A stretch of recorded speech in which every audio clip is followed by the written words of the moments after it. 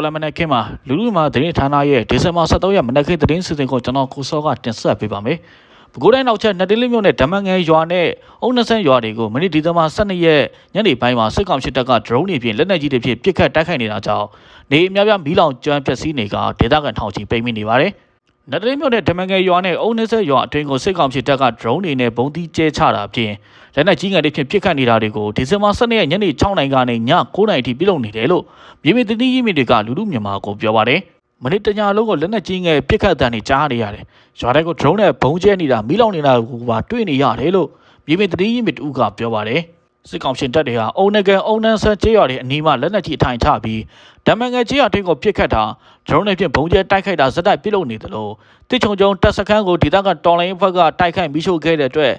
တမင်တကာရည်ရွယ်ချက်ရှိလှုပ်ဆောင်နေတာလို့ဒေသတွင်းမီဒီယာဖြစ်တဲ့ဒုတ်ပြည်ကိုဒေသခံတွေကဖြစ်ဆိုထားပါတယ်။ဒါပြင်တော်လိုင်းအရာစုဘက်တွေကိုကြေးရဒေသခံတွေမှငွေကြေးထောက်ပံ့နေတာ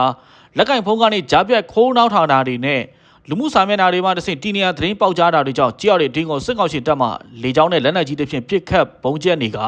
ဒီကနေ့ဒီဇင်ဘာ23ရက်မနက်ပိုင်းနေတော်တော်များမီးလောင်ပျက်စီးနေပြီးဒေသခံထောင်ချီပိတ်မိနေတာလို့မြေပြင်သတင်းရင်းမြစ်တွေကဆိုပါတယ်။လက်ရှိမှာတော့စစ်ကောင်စီတပ်ရဲ့လှုပ်ရှားမှုတွေအတွက်ဓမ္မငယ်ကြေးရနီးတဝိုက်ကိုတပ်ဖြတ်ပြီးနီးကပ်စောင့်ကြည့်နေတာတွေရှိနေတယ်လို့တော်လိုင်းအဖွဲ့နဲ့နီးစပ်တဲ့သတင်းရင်းမြစ်တွေကပြောပါတယ်။ပြီးခဲ့တဲ့နိုဝင်ဘာလနောက်ဆုံးပတ်ကလည်းနယ်ဒလင်းမြို့နယ်ထဲကိုစစ်ကောင်စီတပ်ကဆက်တက်လီတွေဂျာယိုကော်ပတာတွေအုံပြုပြီးလေကြောင်းကနေဘုံချက်တက်ခဲ့လို့စာတင်ကျောင်းတွေနဲ့လူနေအချို့အထိခိုက်ပျက်စီးတာတွေရှိခဲ့ပါတယ်။